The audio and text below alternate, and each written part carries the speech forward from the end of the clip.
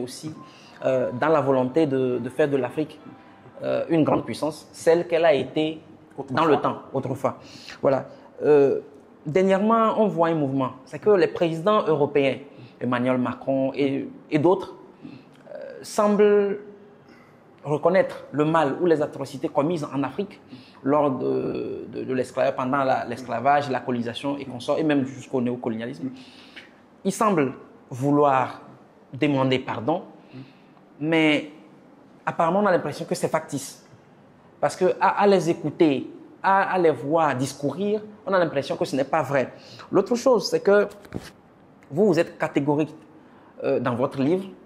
Il n'y a pas de pardon qui tienne, il n'y a pas de réparation ou refait un retour pour voir ce qui s'est passé, ce qui ne s'est pas passé avec les commissions paritaires ou mixtes qu'ils mettent en place pour pouvoir faire des enquêtes sur tout ça. Mais pour vous, il ne faut pas retourner à tout ça.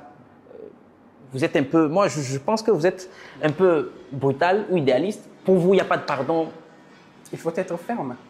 Il faut être ferme. Vous savez, j'ai pas eu de longues études juridiques.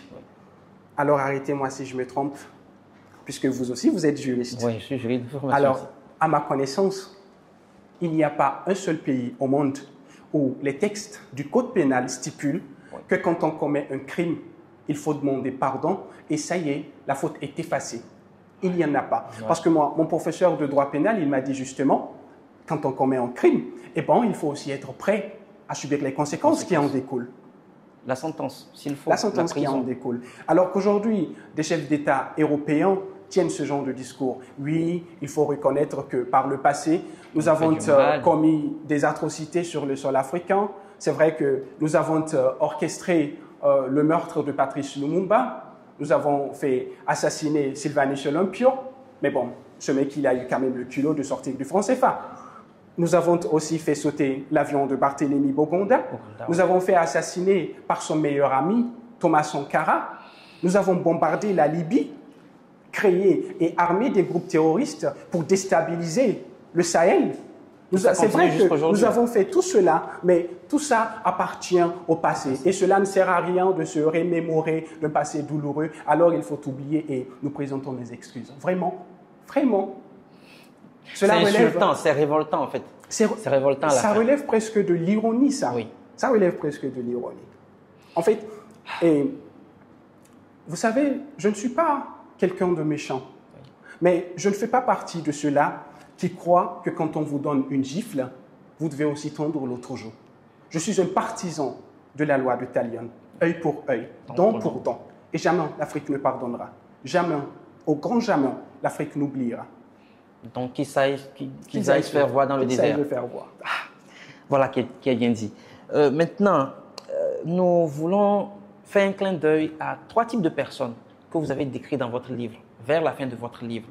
Les 3 types d'Africains qu'il y a aujourd'hui, vous les avez appelés les perdus, ensuite les indifférents et à la fin, les avant-gardistes. Apparemment que vous appelez les courageux. Les courageux. À quoi faites-vous allusion? Eh bien, quand j'observe l'Afrique aujourd'hui, je vois 3 classes. Il y a la classe des perdus, qui est composée de tout ce qui est bas. En fait, le mot en dit déjà l'idée. Donc, il y a les perdus, ceux qui ne parviennent même pas à s'aider soi-même. Je fais allusion à des mendiants qui, aujourd'hui, deviennent de plus en plus nombreux, surtout dans mon pays, le Niger. On rencontre tout le temps des mendiants. Parfois, vous voyez un homme bien habillé, il suffit de tenir une conversation de 2 minutes et il vous demande de l'argent.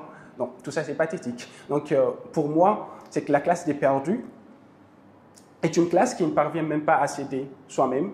Donc, on ne peut rien attendre de cette classe-là. On doit l'assister tout le temps. On ne peut pas attendre d'une classe qui ne peut pas s'aider elle-même d'apporter sa contribution à son pays.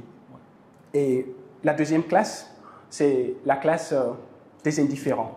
Donc, cette classe est composée de 2 sortes d'individus. Il y a d'abord ceux qui ont conscience du problème. Ils savent que l'Afrique a mal, mais ils sont pessimistes en fait. Ils se disent, bon, c'est vrai, on ne peut rien faire, les Blancs sont tout puissants et voilà, nous n'avons qu'à attendre, peut-être qu'un jour Dieu interviendra. Ça changera peut-être. Donc, il y a ce type d'individus-là. Et l'autre type d'individus, ce sont des individus qui, conscients du problème, eh ben, n'en ont rien à faire. Ils s'en foutent. complètement.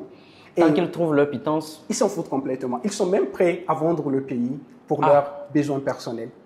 Et c'est cette classe même la préférée du colonisateur.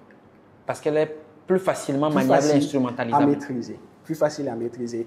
Et quand je parle de la classe des indifférents, moi je pense à Alassane Dramane Ouattara, justement, je pense à Patrice Talon et tous les autres.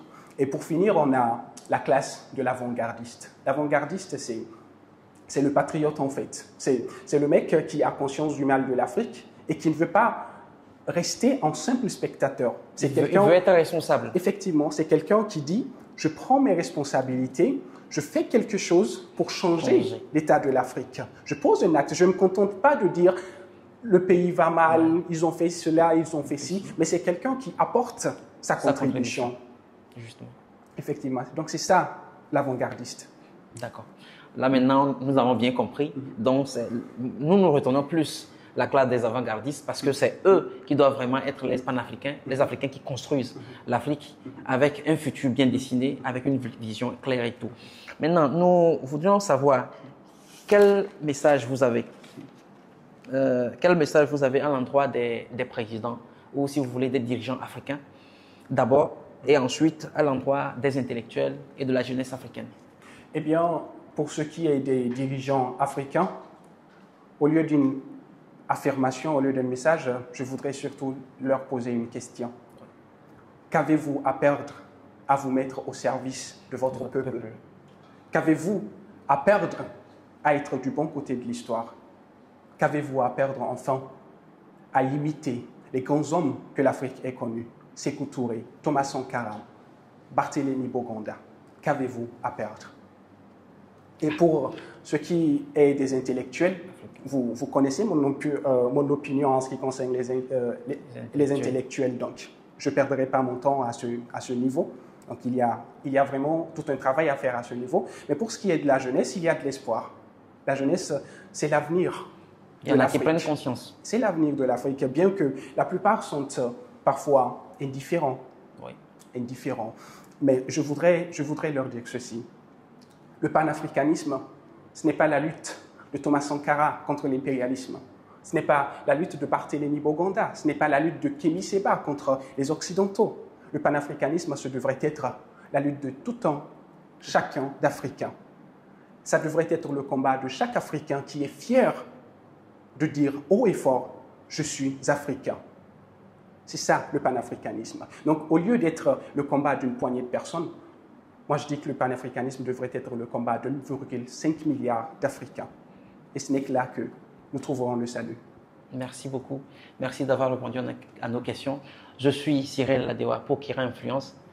Abonnez-vous, activez la cloche de notification pour ne rater aucune de nos prochaines publications de vidéos. Surtout, dites-nous en commentaire ce que vous pensez de tout ce qui vient d'être dit. Et écrivez-nous si vous avez besoin du livre Otages, les chaînes invisibles du monde noir. Nous vous ferons le plaisir de le mettre à votre disposition avec l'aide de l'écrivain et de l'éditeur. Alors, au revoir. Bye bye. Au revoir.